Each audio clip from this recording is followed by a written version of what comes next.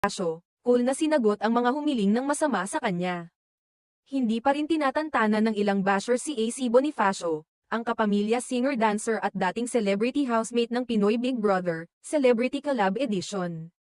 Sa kabila ng kanyang mga achievements at patuloy na pag-usbong sa industriya, tila may mga netizens pa rin na hindi matanggap ang kanyang presensya, lalo na sa social media.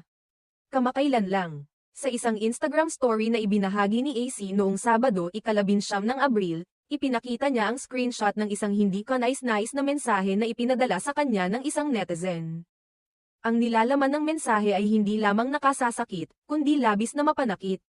Ayon sa netizen, AC Plastic, lumayas ka na sa PBB tsaka sa mundo para mabawasan ang mga taong katulad mo.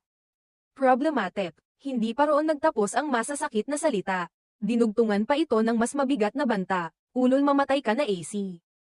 Sana masagasaan ka ng truck.